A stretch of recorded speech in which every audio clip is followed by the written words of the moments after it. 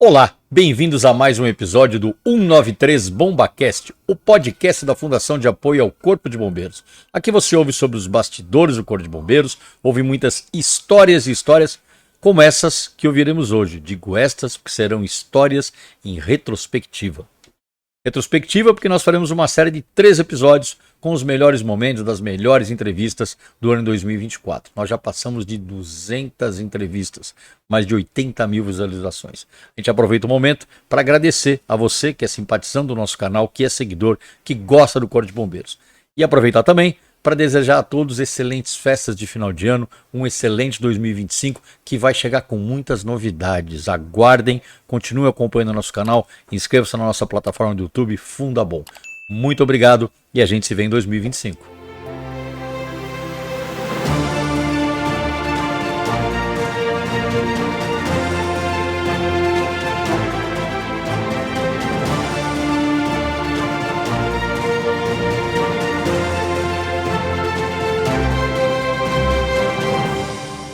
Só tinha o posto, né? O posto funcionava. Pois já tinha o posto de bombeiro na frente. Funcionava o posto. Aí ele falou, vamos ver o prédio amarelo, porque ele tinha não tinha as janelas, ele tinha já janelas, mas não tinha o vidro. Então ele estava mais adiantado em relação aos outros. Então, essa história do posto estar semi-acabado, né? O posto acabado, perdão, né? Isso aconteceu alguns anos antes, né? Não foi nessa... Não, foi antes. Era do quinto, era do quinto Era GB. do quinto. Na verdade, eles ocuparam a escola para não... Porque tinha riscos de invasão, sempre tinha risco de invasão. Vão invadir a escola, porque era todos aqueles prédios ali, né? Sim, e houve, né? Chegou a haver a invasão, efetivamente. E aí tem uma coisa muito legal. Quando a gente chega no prédio amarelo, quando a gente entra no prédio amarelo, primeiro era um mato, para você chegar no prédio amarelo era tudo cheio de árvores. Assim. O mato cresceu, tomou conta da obra lá. Né? Aí tinha, onde é o UIS hoje, tinha umas tábuas, assim, tinham 2 cavalos lá dentro, sabe? Era uma cocheira. Me contaram uma história que numa das salas lá tinha uma árvore dentro. Aí tinha, na verdade, assim, os corredores, né? As árvores caíam sementes assim no corredor, na fresta, e elas cresciam e elas iam buscar luz fora, sabe? Então, realmente, não eram árvores, mas tinham... Tinha vegetação dentro das salas. Nos corredores, sabe? Porque eles não estavam prontos ainda, né? E aí a gente sobe, vai até a sala, conhecendo a sala, ele falou, não, acho que dá, né? Porque tinha que rebocar as paredes, não tinha piso, não tinha nada, não tinha luz, não tinha esgoto, né? Mas ele falou, não, vai dar. E a gente conversa no FEPOM, uma parte do dinheiro do FEPOM vem para cá para vocês fazerem. Quando a gente entra na sala do comandante, né, vai até o final do prédio lá, entra na sala do comandante. Andar. Quando a gente sai, era tanta pulga, cara. Pulga, era assim, a calça mais cheinha de pulga. Assim. Essa foi a sua primeira experiência como oficial da escola de bombeiros. Exato. E aí Mas aí você vai, eu não me lembro bem, você que vai relembrar pra gente aqui, você começou a fazer esse trabalho de suportar a escola para ela, né, terminar e ter condições de receber, e você já foi transferido para lá ou você continuou aqui? Não, então, aí o que acontece? O coronel decide, falou, vamos fazer, vamos, aí ele monta uma equipe, que era o coronel Manuel, na época major Manuel, o Harrison, né, e mais 15 praças, ele fala assim, nós vamos, e eu sou transferido da UGE do CBC para a UGE do CEIB. Só que não dava para a UGE ir lá naquele primeiro momento. Fisicamente não tinha como. Então, porque estava começando aquele processo, todas as licitações eletrônicas, então você tem que estar para cá, né? Mas eu ia lá com o Arros, a gente fazia os levantamentos com o coronel Manuel, o que precisava, né? Porque depois tinha que especificar tudo aqui, porque lembra, não tinha no sistema o que a gente queria. Eu lembro de uma frase, o coronel Arlindo foi para lá, né? Nessa época. Eu lembro de uma frase dele, falou o seguinte, olha, para quem não tem nada, um balde de estrume de cavalo serve como adubo. Exato.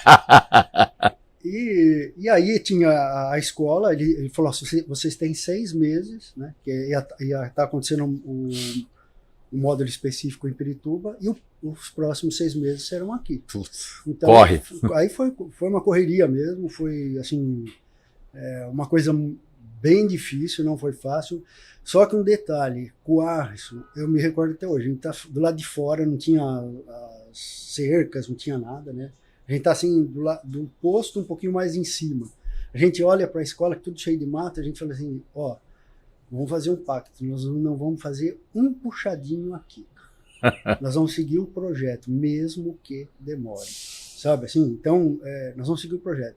Falei, mas a gente tem que fazer alguma coisa para quem vem aqui, a escola tem que ser bonita, para o cara acreditar, começar o próprio comandante pôr mais dinheiro aqui. Energia no projeto. E aí a gente fala assim, então nós vamos limpar toda essa mata que tem em volta, assim, não era mata, era mato, né? Capim. Capim em volta dos prédios. A Prefeitura de Franco da Rocha, de Mariporã, emprestaram as máquinas. Nós alinhamos todos os terrenos e focamos em comprar uma parte do dinheiro grama. Porque, assim, para deixar... Você chegava num lugar bonito. Eu lembro que o primeiro impacto que eu tive da escola foi exatamente então, mas era foi isso foi o sonho que a gente teve lá de fora. É verdade. Porque a gente tinha que vender a escola. Sabe, assim, ó, o pessoal acreditar, porque ninguém acreditava. Tinha já uma coisa que o Ali da escola era R$600 a menos. Ganhava menos quem ia trabalhar lá. Então ninguém queria ir. Então você tinha que criar incentivos. Foram colocados ônibus, viaturas, para ajudar em todo esse início aí, que era muito difícil, né? E aí a gente consegue terminar o prédio. Mas é uma imagem que eu tenho sua gravado na memória, né, muito forte, né? Durante eu sou daquela geração, claro que você se lembra bem. Nós tínhamos a escola, o CIAD, né, no Barro Branco. O CIAD passa a incorporar à academia. Nós perdemos o CIAD e nós tivemos que temporariamente vir aqui para a Sé. Você conviveu um longo período com isso. Então a gente, para poder fazer os treinamentos, né, principalmente de combate a incêndios, DPI ou TMI, como era a sua disciplina, a gente tinha que se deslocar para vários lugares. Ué. E eu me lembro de um cumpridão, né, que era você, se desdobrando para conseguir equipamento, para conseguir extintor, para carregar extintor, para carregar mangueira, para montar instrução no Belém. Como é que era a sua vida nessa época aí, Marcelo? Era maravilhosa. Era maravilhosa. Pelo seguinte, trabalhava muito. Eu aprendi a trabalhar, amar fazer instrução. Aprendi isso logo de cara, incentivado por essas pessoas do início. Depois veio o pós isso aí, né? E eu amava fazer isso. Então lá no primórdio do Barro Branco, acabava a instrução, eu ia recarregar extintor. Espuma, de pó, deixar tudo pronto para a próxima aula. Eu ia atrás de combustível nas empresas, na Solventex, lá em Zé da Ceguava, ia atrás de combustível lá no Cubatão, para ter benzeno para queimar, que benzeno que era o bicho na época. Que não apagava de jeito nenhum. E não via a chama, né? Eu adorava pegar fogo em benzeno e ver, fazer aquele fogão naquele tancão lá, 30 metros de altura, 2 linhas de mangueira embaixo sumida. Tenho foto disso. O fogo, como eu vou esquecer disso? Você abriu o leque do esguicho e via passar por cima lá, Maria assim. Então eu amava fazer isso. Eu, sinceramente, amava muito fazer isso. Ir atrás de correr. E você fazia as práticas, vou dizer sozinho, você tinha sozinho. Praticamente sozinho você fazia tudo. A Casa da Fumaça, então, foi um negócio que, pelo amor de Deus, se eu fizesse hoje, eu seria processado. Porque eu queimava borracha. Eu lembro. Câmara de pneu de ar. Não usa máscara direito para ver. Não, outra coisa, só que eu tinha 6 EPI. Para 30 alunos. 30 alunos. Eu colocava EPI nos alunos e eu não usava. Eu entrava atrás de todo mundo. É verdade. Era um absurdo. Inclusive, quem empacava é você que ia lá tirar. Exatamente isso. Eu tirava em 20 segundos. Né? E um quente, que é o que eu colocava 3, 4 latas queimando lá dentro de uma casinha pequena. Com um labirinto com 3 andares, né? Tem que tirar o EPR, colocar na frente para passar para poder passar. Passar nos tobogãs. Só que eu amava fazer isso. Para mim era maravilha. Viver no meio daquele lixo químico, né? Cheguei a ter 1.200 tambores lá no CIAD, até a saída de lá. Caramba! E de repente a gente fica sem escola e tudo isso a gente perdeu, né, Marcelo? Então, e nos últimos anos, os últimos 2 anos, eu fiquei sozinho lá no Barro Branco. Só eu apaguei a luz do CIAD. Você foi a última saída lá? Eu apaguei a luz, eu fiquei na pista. Exatamente. Sim, porque a escola saiu, mas continuava usando a pista, né? Continuava na pista. Eu fiquei sozinho lá. Fiquei sozinho lá uns 2 para 3 anos. E depois disso a gente tinha que ir para o lugar que eu lembro, né? A gente ia para Protein Fogo, Replan, Paulínia. Não, Replan é para Ródia lá. Então, eu acabei fazendo muitos amigos, né? Aí veio a fase depois, pós-Repúlio, né? Coronel Repúlio. Pensei que você não ia falar do Coronel Repúlio. Porque a minha aula de TMI foi com a dupla, né? Repúlio e Sócrates. Olha, Coronel Repúlio, se você ver dele, se não me engano, foi em 97. 87. Né? E ele o homem era fera. É ainda. Fera. Aí acabou o CBO, de repente ele apareceu para dar aula.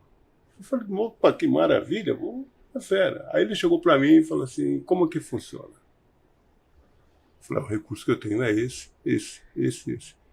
Vamos em frente. Você é meu braço direito. Eu falei, opa, Coronel. Não, você é meu braço direito. A parte prática está na tua mão. Conto contigo. Eu falei, pode contar comigo. Né? E comecei a caminhar junto com ele. E caminhamos muito tempo junto. Eu sou muito grato. Aliás, eu tenho mais a agradecer a todas as pessoas que fizeram parte do meu início, a todos, sem nenhuma exceção. Tenho que agradecer muito mesmo, né? Porque foram eles que deram norte para a minha vida como bombeiro. Me incentivavam com o trabalho e tudo.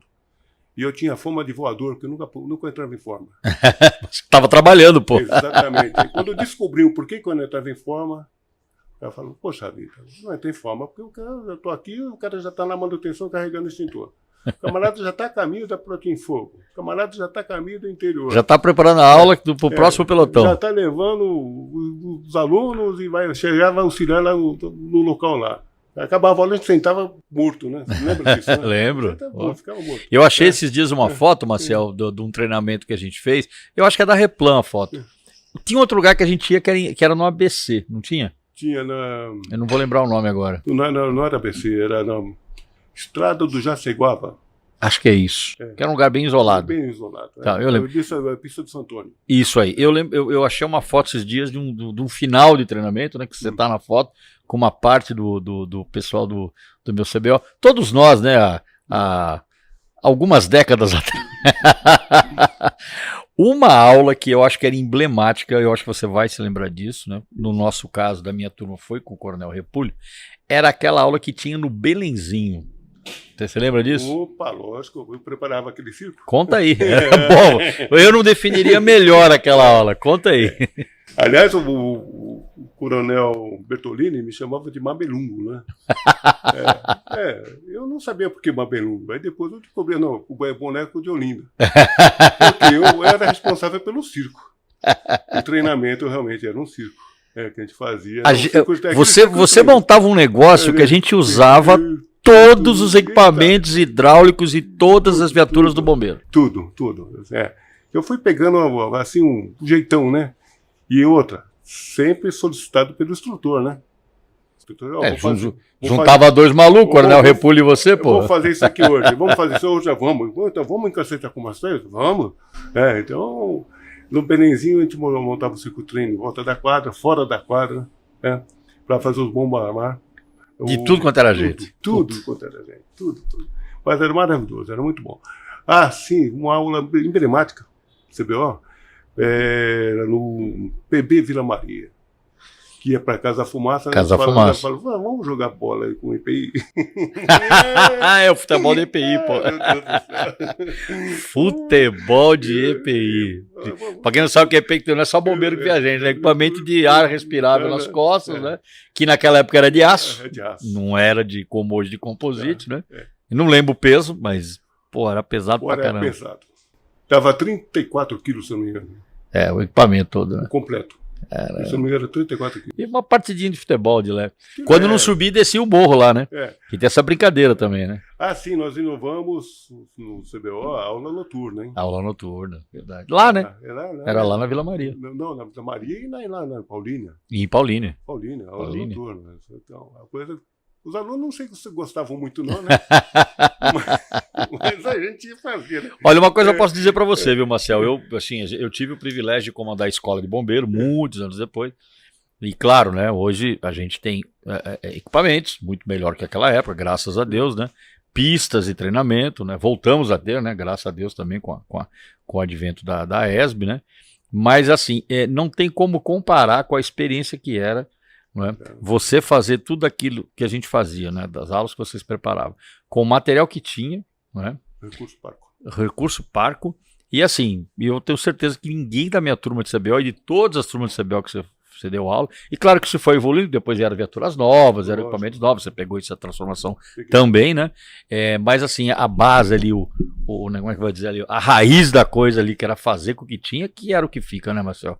Tenório, eu te interrompi, né, para te oferecer o café, você falava, né, dessa experiência lá que houve, e você faz menção a aqueles bombeiros, né, você citou alguns nomes que estavam lá. Se você lembrar de mais algum, pode falar, porque a gente sabe que não existe, né, a nossa efetividade, né, a nossa eficiência e eficácia, ela repousa sobre os nossos heróis, que são os nossos soldados, cabos, sargentos, subtenentes, tenentes que estão ali no fronte operacional em situações como essa, não é verdade?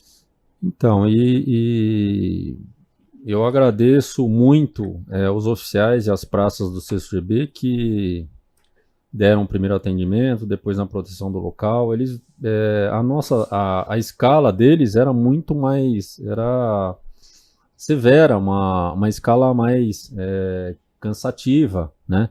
Durava mais, até porque vinham oficiais e praças do interior, da capital, e como é que a gente pode estar recebendo pessoas, profissionais de fora, dando sangue lá e a gente folga? Não.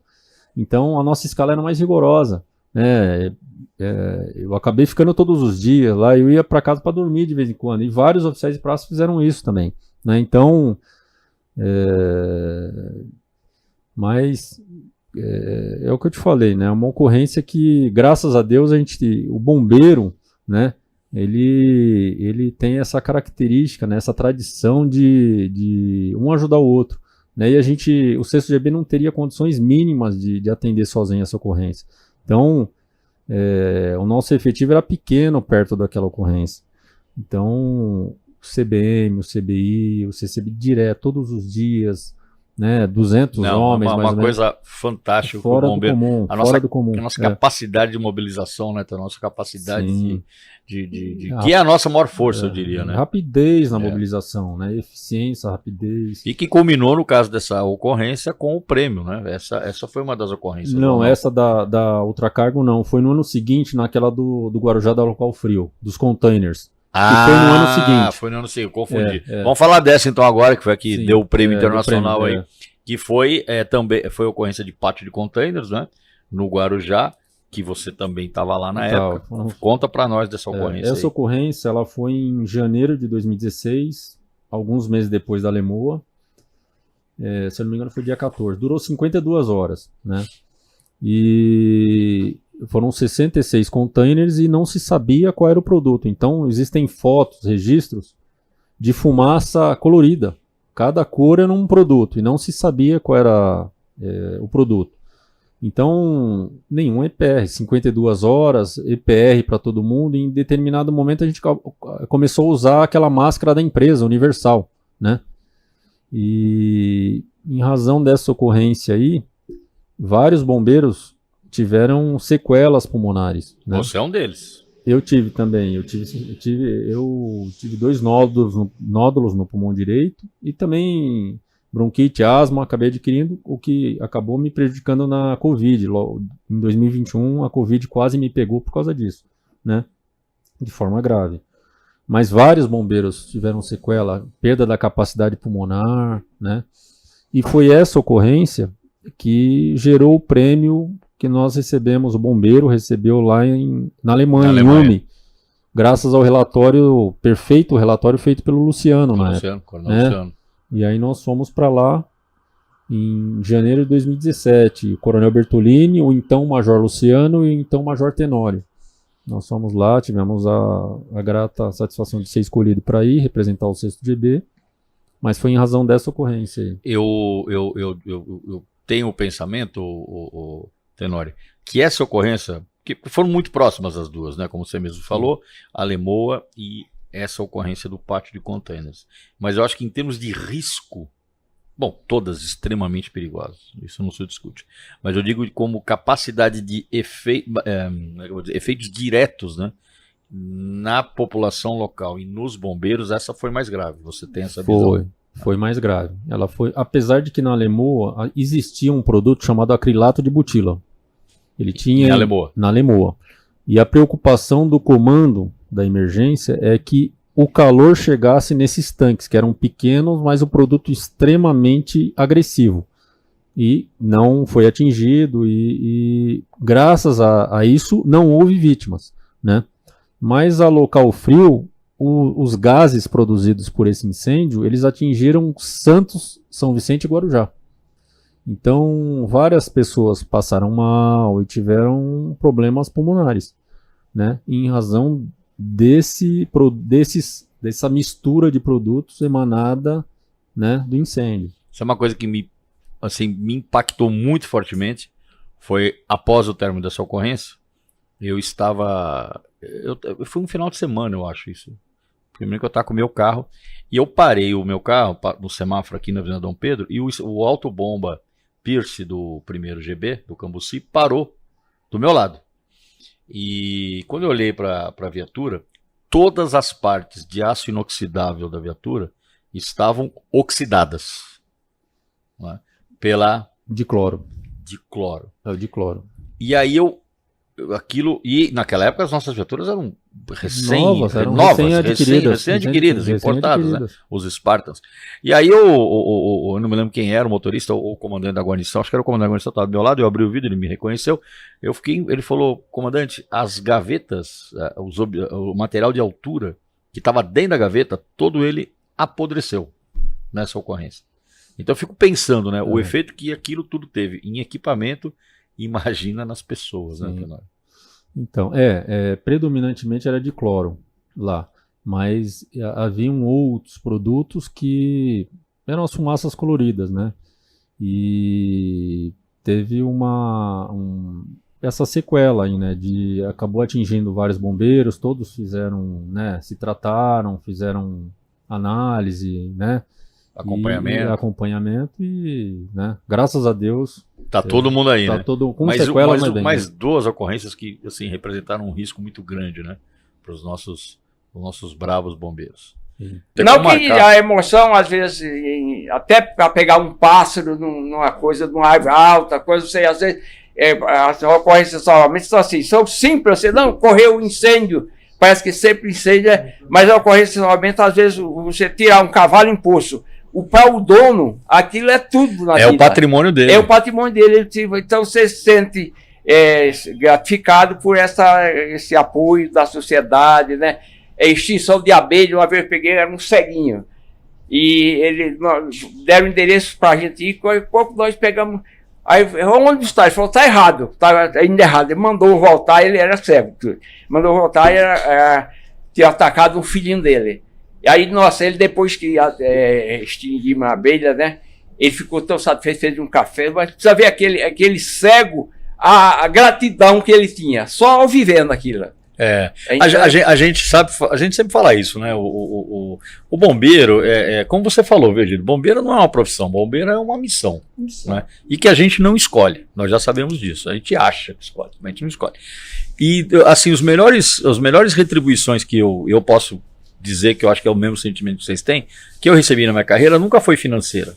As melhores retribuições que eu tive na minha vida foi a gratidão. É gratidão. Né? Que nem todo mundo lembra, vamos falar a verdade, né? Mas e a gente também não faz esperando. Esse que é o mais legal. A gente faz porque é a nossa missão.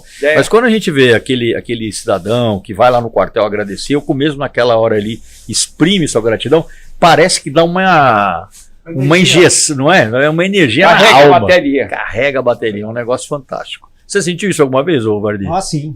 Muitas vezes, né? Então a gente vê que o carinho, né, que a população tem pelo Corpo de Bombeiros, ela é enorme, né? Então a gente recebeu muito obrigado, né, de uma pessoa que para ela, né, é a última esperança terrena, né, o bombeiro. Isso aí é muito valioso. É importante, é fundamental. Isabel, vamos falar de você. Seu momento marcante da sua carreira aí, operacional. Olha, eu trabalhei numa ocorrência muito grande que me marcou, assim, que foi logo no início da carreira, que foi no incêndio no Parque de Tanques na Lemoa. Ah, ótimo. né, em Santos. Tanto que hoje eu sou da comissão de líquidos inflamáveis. Né? Marcou mesmo, né? Marcou mesmo. Mas eu acho que a ocorrência, assim, que eu acho que foi pior, assim, pra mim, particularmente, foi quando eu tava em Guarulhos, no 5º GB, que a gente pegou um deslizamento de terra lá em Mariporã e foi quando estourou a represa lá em 2016. E aí várias vítimas, crianças. Ali foram vários municípios, né, Isabel? Foi Isso. Franco da Rocha, Isso. Mariporã. Não foi no meu dia de serviço, né? Mas no dia seguinte eu fui lá render o pessoal e a gente trabalhou por 5 dias. Essa ocorrência foi bem, bem complexa, bem marcante. Fora os acidentes de trânsito ali, né? Porque ali é Dutra, Fernão Dias, Ayrton Senna, né? O pessoal Muito lá... acidente de trânsito. O 5º GB também é um... E eu sou um pouquinho pé frio também, então assim...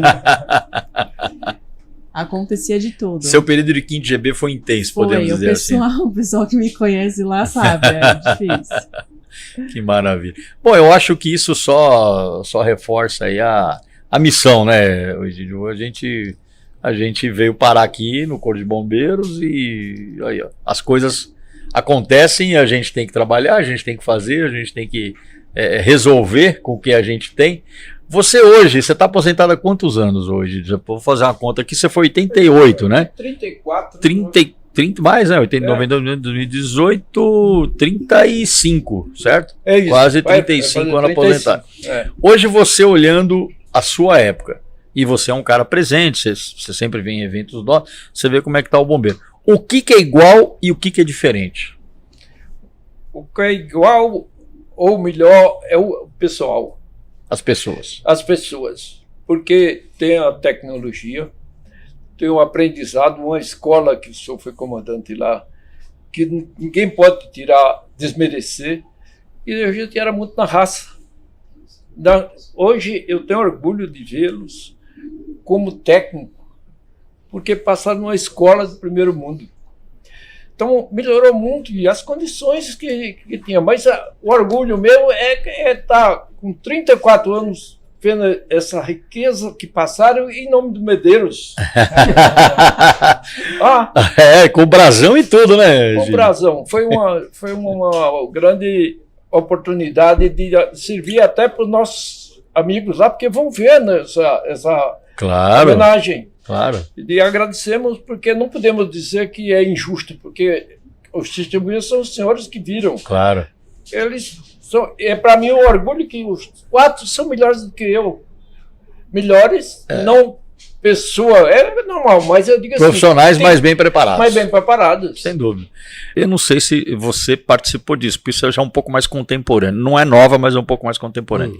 Quando nós aposentamos os cães de busca do Corpo de Bombeiros, a Dara e a Anne, que nós fizemos homenagem a elas lá no Ipiranga, no Parque do Ipiranga. Eu não sei se você... Você não tá. Mas por que eu tô contando isso? Porque a emoção que você demonstrou agora e que nós vimos lá a gente fez uma cerimônia bacana em homenagem, né? As duas são heroínas daquela ocorrência lá do buraco do metrô de Pinheiros, que você lembra do fato. Mas eu nunca vi, eu não sei se você estava lá, Wilson, foi uma das poucas vezes que eu vi, mas olha, o que tinha de gente emocionado naquele negócio foi um negócio fantástico. Você lembra disso, né, Wilson? Eu lembro. A emoção é fogo, vocês né? vivem com isso. Pois né? Já devia estar habituado. O bombeiro, eu vejo assim, essas experiências alguns chamam de livramento, essas coisas emocionantes de dramas pessoais que o bombeiro lida toda hora, dramas pessoais. Quando você está no serviço ativo, você blinda um pouco isso naquele momento. Depois... Né? Agora, você sente o repuxo. José Paulo de Andrade, querido companheiro. José Paulo de Andrade. Uma entrevista que fizeram lá comigo, lá no Jornal Gente, ele e o Salomão Esper. E falou, Parrom, eu vou falar um negócio, o senhor ficar chateado, mas tem, com todo o respeito, defina numa palavra, você que esteve em tantos episódios com o envolvimento do Corpo de Bombeiro, defina numa palavra, Corpo de Bombeiro, masoquista. Masoquista.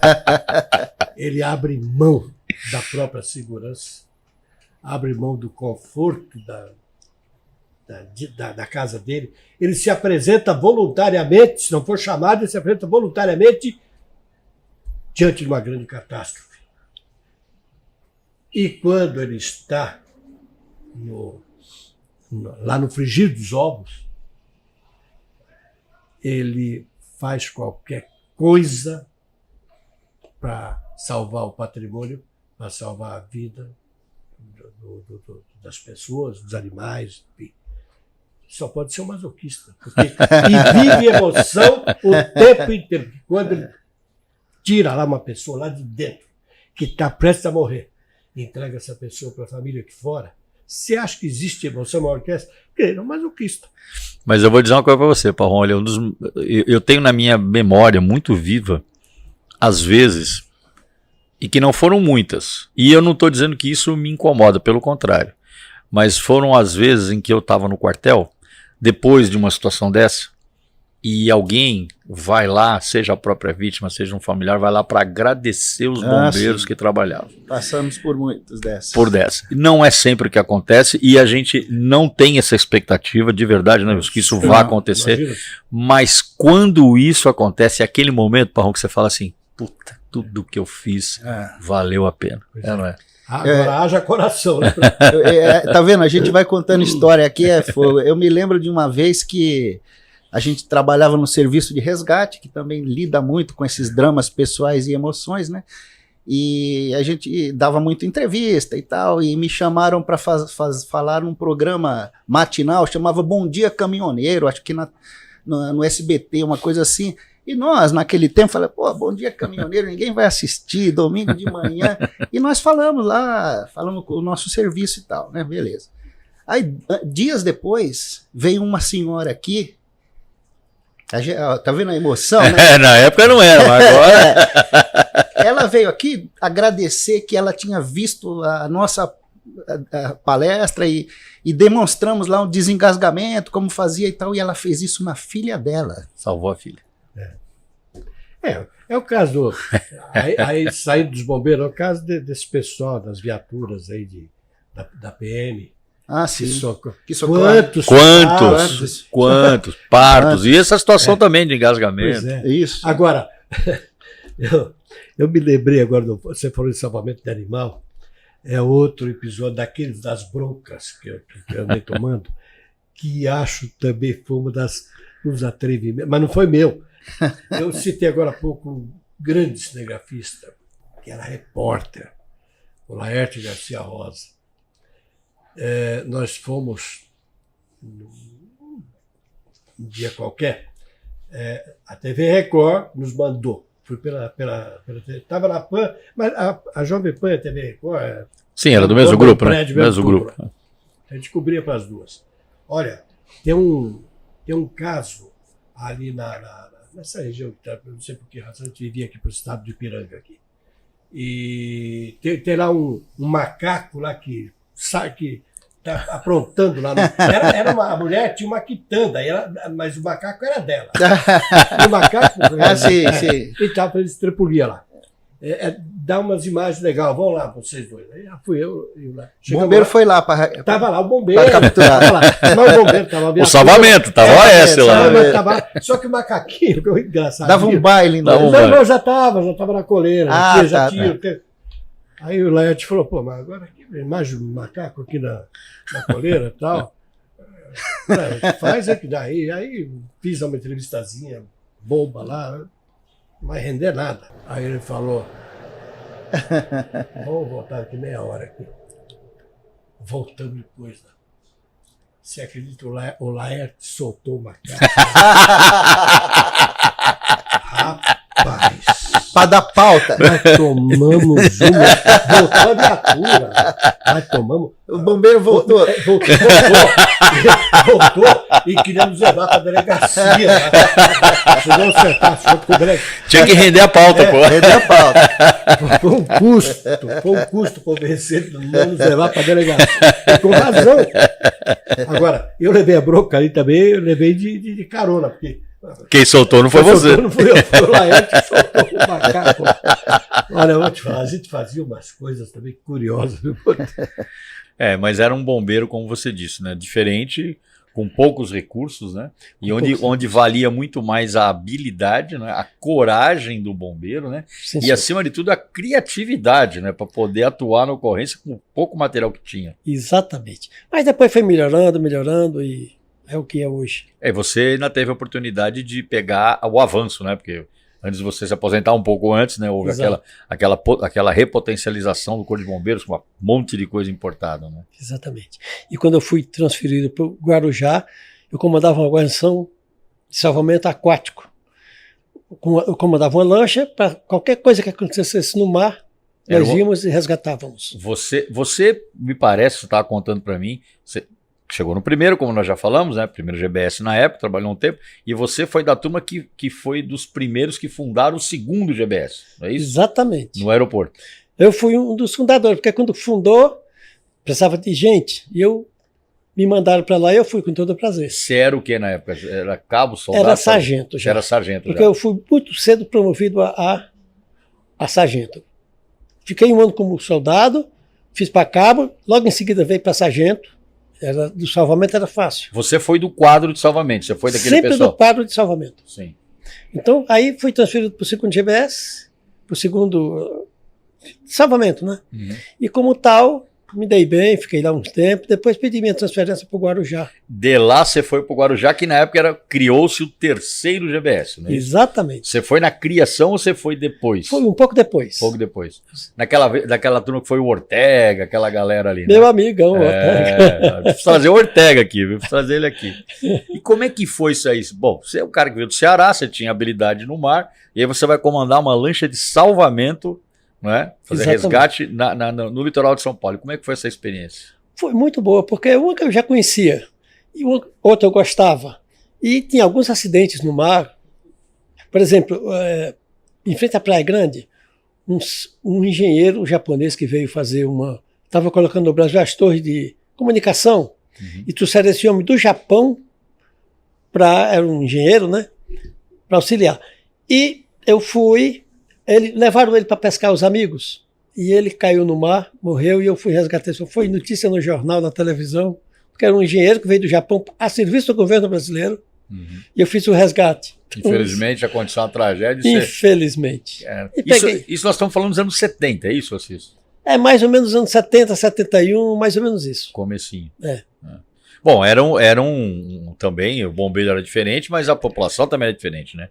Tinha muito menos gente, mas ainda assim o litoral de São Paulo sempre foi um lugar onde temporada, feriado, enchia de gente. Peguei muita ocorrência. Muita ocorrência. Eu acredito. E quando você volta para São Paulo, você aí já nos anos 70 mais adiantado. Mais adiantado. Aí fui trabalhar em São Bernardo, no 8º GI, em São Bernardo do Campo. Aí fiquei lá alguns anos, fui promovido a tenente, segundo tenente, fui comandar o posto 1 do 8º GI. Que era onde? Em Santo André. Em Santo André. Fiquei lá uns tempos, depois eu fui para o GBS, desculpa, eu não lembro. Depois eu fiquei lá uns tempos, fui para o GBS e voltei para continuar, né? Você acabou se aposentando lá no 8º, não é? Foi Exato, isso? foi isso. Bom, eu sei de uma coisa, Cis. Quando eu acabei o CBA em 92 e eu cheguei lá no Cambuci, você estava lá. Exato. Acho que você já era primeiro tenente, não me lembro. Não era. Eu era segundo tenente, então. Me lembro bem do tenente Assis, porque algumas vezes nós nos rendemos no área lá, né? E era um negócio, pô, eu aqui cheirando a academia ainda, tô aqui um tremendo antigão com uma experiência fantástica e eu aqui, né, aprendendo muita coisa. Aliás, eu vou dizer uma coisa pra você, né? Você sabe disso, né? Os nossos cursos são maravilhosos, né? Mas a experiência que a gente adquire dos mais antigos é o que, na verdade, complementa aquilo que a gente precisa saber de verdade. É uma escola, né, comandante? É uma escola que a gente vai aprendendo, depois vai ensinando e, felizmente, uma bela profissão. Você, claro, eu perguntar para você uma ocorrência que te marcou, vai ser difícil você não falar dela. Então nós vamos falar dela agora, né? E como a gente já até disse, o motivo de você estar aqui com a gente foi essa cerimônia, né, que o nosso querido Palumbo, né, o vereador Major Palumbo fez na Câmara, em homenagem a veteranos do Joelma, e você é um dos nossos heróis do Joelma. Conta um pouquinho como é que foi essa ocorrência para você. Vou contar primeiro o que aconteceu. Eu estava de folga, tinha ido no bairro Ipiranga, E passando do lado do Museu do Ipiranga, liguei o rádio do carro. E o repórter estava desesperado, dizendo que estava um grande incêndio em São Paulo, no edifício Joelma, na Avenida 9 de Julho. Resumindo, falei para a mulher, olha, eu vou nesse incêndio. Ela falou, não, você não vai. Eu digo, não vou, você vai para casa. Vou deixar ela no ponto do ônibus. Fui de carro até próximo, até onde deu. Aí cheguei lá por volta de... O fogo começou mais ou menos por volta de 8 horas, 8h30. Foi de manhã, né? E eu cheguei 10h30, mais ou menos. O grande incêndio, já tinha passado mais, estava mais aliviado. E quando eu consegui acessar o topo do prédio, tinha muita gente, infelizmente, mulher, que estava morta, infelizmente. Foi tirado alguns com helicóptero, os que deu. Você acessou o telhado por dentro do prédio? Por dentro do prédio. O grande fogo, já tinha aliviado mais. Aí eu consegui chegar lá com os colegas, claro, né? E tiramos muita gente, mais ou menos 60 pessoas, infelizmente. E a maioria era mulher, porque era um banco, Crefisul, e trabalhava muita mulher. Isso não no telhado, isso no próprio andar onde começou o incêndio. Que eu estive? É. Não, no teto. Ah, no você teto, tirou essas pessoas do teto? Do teto. Tá. Teto, exatamente. E depois fomos olhar os banheiros, tinha algumas pessoas no banheiro mortas, evidentemente. Foi uma coisa muito triste, né, Assis? Foi muito traumático. Eu tinha trabalhado há 2 anos atrás no Andraus. Ah, você trabalhou no Andraus? Trabalhei no Andraus intensamente. Porque fui uma das primeiras guarnições a chegar no local. E imagine um prédio de 42 andares, pegando fogo, você via as pessoas pulando, outras desesperadas, traumático. E trabalhei muito ali. Eu subi no prédio vizinho do Andraus, vi que tinha muita gente na janela, jogou uma corda lança retinida e através daquela corda, é uma corda mais fina, né? Pus uma corda mais grossa, através daquela corda grossa, mandei uma escada e por ali tiramos várias pessoas. E o Coronel Calda estava operando de helicóptero no teto. Ele tirou muita gente do teto do Andraus. No Andraus a operação com helicóptero ela foi muito mais simples, né? Quer dizer, na verdade o helicóptero... Tinha mais acesso. Exatamente. E tinha mais helicóptero. Diferente do Joelma. Diferente do Joelma, que tinha uma caixa d'água e atrapalhava o pouso dos helicópteros. Além do que tinha muito fogo. Então foi isso. Trabalhei intensamente. E eu tinha isso, fiquei com aquilo na cabeça. E quando surgiu o Joelma, tinha que ir, né? Estava de folga. Aí, ao chegar no Joelma, eu peguei um capacete de um colega motorista, peguei a gandola de outro. Eu estava paisana. Você montou um uniforme ali na hora? Na hora, para o pessoal saber que era bombeiro, né? Todos me conheciam, né? Mas aí fiz essa operação, por volta de 10 horas, acabou toda aquela... Eu fui para casa, cansado, evidentemente, né? E foi um grande... Sabe que você falou um negócio, a gente conhece... Bom, tá aqui o Martinho, ó. O que tem de filhos de bombeiros que vão para medicina, né, Martinho? Bastante, ó, mais uma e da minha turma são bastante oficiais que têm filhos que optam pela medicina, não sei, mas no fundo, sabe o que eu vejo, Regina? São 2 profissões que ela não é uma simples profissão, né? Ela é uma abnegação. É uma abnegação, exatamente. A entrega, né, que a carreira militar do Corpo de Bombeiros, da polícia e da medicina exige, são muito parecidas, né? E aí, tendo exemplo em casa de pai e mãe, acaba meio que jogando ali, né? E assim, bom, o Jean, seu esposo, que também foi do Corpo de Bombeiros, né? Eu imagino, né, que com filhos e ele também na ativa, vocês também tiveram seus momentos aí de ter que, né, rebolar para as coisas acontecerem. O que né? a gente ajustava? Quando estava de escala 24 horas, tirar essas escalas em dias diferentes, para a gente ficar com as crianças, né? E também pessoas que nos ajudaram, né? Nossas ajudantes que ficavam cuidando deles, né? Dependemos muito das pessoas, porque eu não tinha família próxima, né? A minha mãe é do Vale do Ribeira. E então, vocês na Praia Grande. Né? E ele me ajudou demais. Ele abriu mão de muita coisa, de muito curso, de muito sonho que ele tinha, ele abriu mão para ficar com as crianças. Tanto que ele não esperou a promoção a tenente-coronel. Ele foi promovido a major, recebeu um convite de trabalhar na Defesa Civil de São Vicente. Tá em São Vicente. Né? Tá. E ficou lá por quê? Pela proximidade das crianças, para ficar com eles, me ajudando nisso. Então, se eu cheguei onde eu cheguei, foi por causa do apoio dele. Não tenho dúvida. Para mim foi muito mais fácil, né? Diferente das mães solo, que eu vejo que tem algumas no bombeiro que sofrem muito, eu tive esse conforto. Eu tenho o apoio do meu marido, então me ajuda demais. Que bacana. A gente já entrevistou algumas pessoas aqui que, como você, são marido e mulher, da mesma carreira, né? Então eu vejo assim, né? A gente acompanha muita gente, né, da própria turma, é o desafio em dobro, né? Porque se a nossa vida, né, de abnegação, tudo isso que a gente está falando já é uma coisa complicada, quando você tem dois, né, se não houver essa simbiose, esse entrosamento que felizmente você teve, não tem como, né, Regiane? E que eu vejo, né, eu vejo até com um oficial, né, que sofre com isso, que é divorciada e o pai da criança não ajuda em nada. Então, ela, como mãe, como bombeira, tem que ficar se desdobrando. Não, vira uma coisa. E muitas vezes desafio, até né? leva a criança para o quartel. E eu autorizo porque eu entendo. Claro que com todo cuidado, para que não tenha acidente, mas quando não tem jeito, eu falo, leva. O bombeiro é muito acolhedor, né, Regiane? Se é uma coisa que o bombeiro tem como característica, é a preocupação com a família, né? Principalmente com as famílias que convivem com a gente, né? Isso é uma característica nossa, né? Regiane, vamos falar um pouquinho assim dessa felicidade, eu digo assim, que você tem de comandar uma unidade operacional centenária, que é o 6º GB. Você está lá há quanto tempo comandando a unidade? Eu comecei dia 2 de junho do ano passado, de 2023. De 23. Estou há 9 meses e pouco. E como é que as pessoas te veem lá? Eu tenho uma... olha, eles são muito queridos. Que bom.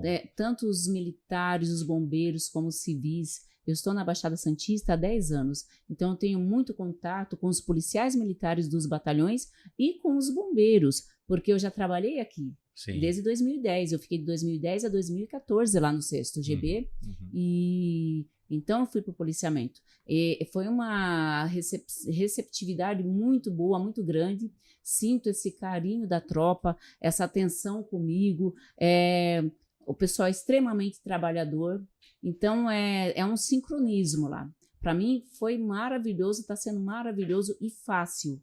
Para mim é fácil comandar, porque são bombeiros trabalhadores, uma equipe de profissionais nota 10, os oficiais, desde o capitão Vacaro, os capitães dos sub-GBs, o Tiago, capitão Eulálio, os tenentes, a tropa no geral. Então, para mim foi um presente.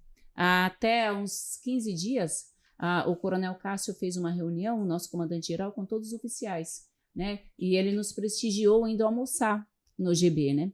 E eu até comentei isso com ele, como é fácil comandar aqui, com essa equipe nota 10. Se for falar assim, tem machismo, nenhum. Não sabe o que é isso, né? E não só porque eu sou a comandante, mas com as bombeiras. As bombeiras também são bem-vindas, elas não deixam a desejar eu vou falar, nada. Eu conheço algumas, você tem um timão de bombeira lá, hein? Sim, a Tabosa, né? Nossa, eu lembrei da Tabosa. A Tabosa, ela foi a primeira colocada do HIT, né? E os oficiais elogiando. A semana passada eu estava na estação de bombeiros de registro, teve um campeonato de futebol e eu fui lá prestigiá-los, né? E aí tem uma bombeira lá e o comandante da prontidão falou, não abro mão dela. Não abro mão dela. Operacionalmente é muito bom.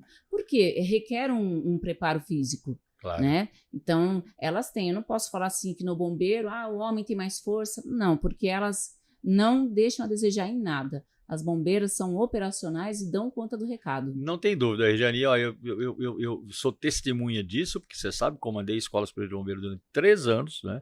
A gente sabe o nível de seleção que a gente faz para bombeiros e bombeiras, né?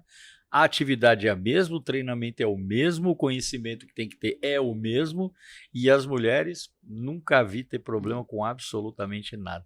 E aí eu me remeto àquele pensamento, repito, da época, né? Tá chegando mulher no bombeiro, agora tem alguém para colocar no resgate. Imagina, então, as mulheres foram muito mais além do verdade. que isso, felizmente, né, Regiane? Sim, nós temos a tenente Camini, que é exímia mergulhadora, que ela comanda a estação de bombeiros de Guarujá, é excelente, né? Muitas mergulhadoras, especializadas em salvamento em altura, várias áreas de salvamento, então são nota 10, as mulheres do 6º Grupamento de Bombeiros e do Corpo de Bombeiros em geral. Em geral. E aí você falou uma coisa que é verdade, não tem mais mulher no Corpo de Bombeiros, não porque o bombeiro não queira, porque é uma questão realmente de interesse, né? Porque hoje não existe nenhuma compartimentação, nenhuma diferença, né? Não. Seja na seleção intelectual, seja na seleção... Para todos os cursos. Todos os cursos, tudo internos. igual. E mais, hein? A gente na parte...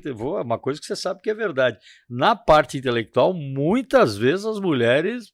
Sim. Dão show nos homens. Tivemos tenentes primeiras colocadas no CBO. E na academia. Na academia. As mulheres se destacando. Sempre.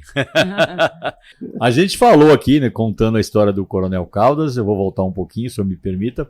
A gente falou da sua participação e formação, né, no curso de Guerra na Selva, mas eu sei que essa não é a única inovação, não a única história que o senhor tem na questão de curso.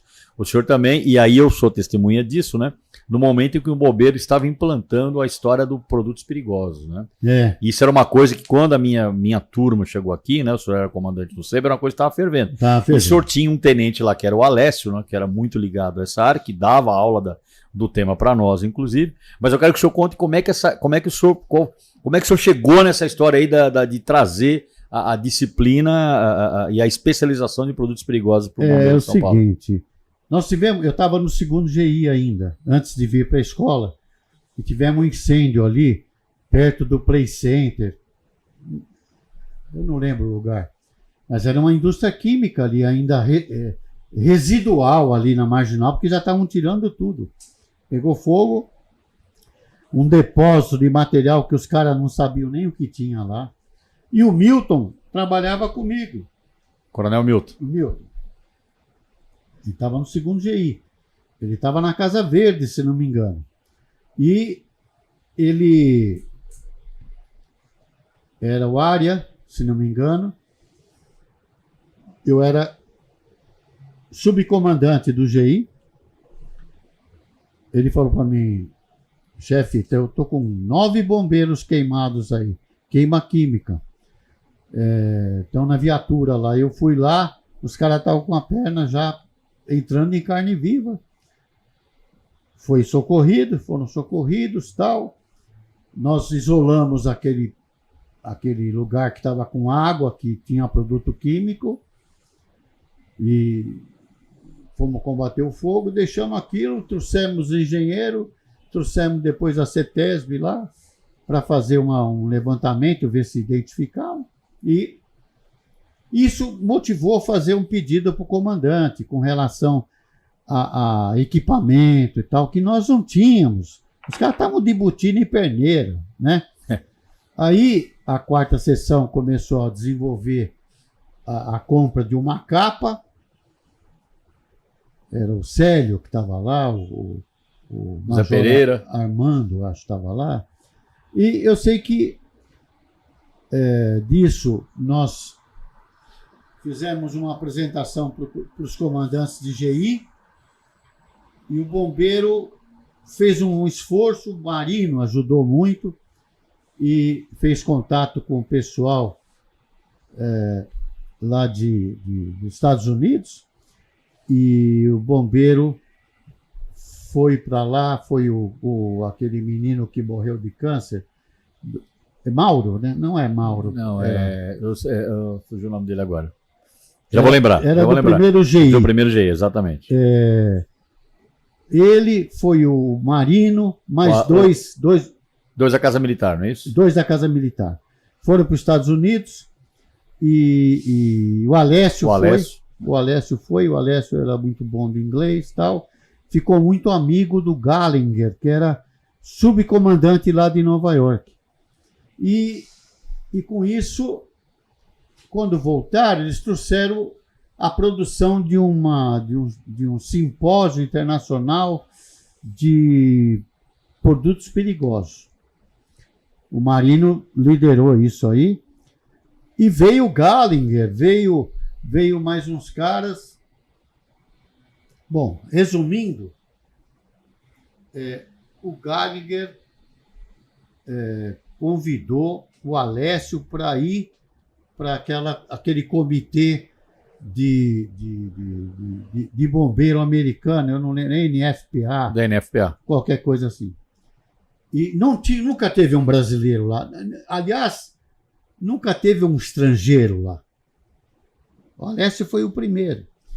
Aí eu falei para o comandante, olha, precisamos garantir que ele vá 2 vezes por ano lá. Participar do comitê. Porque o que ele precisar lá, nós conseguimos de graça.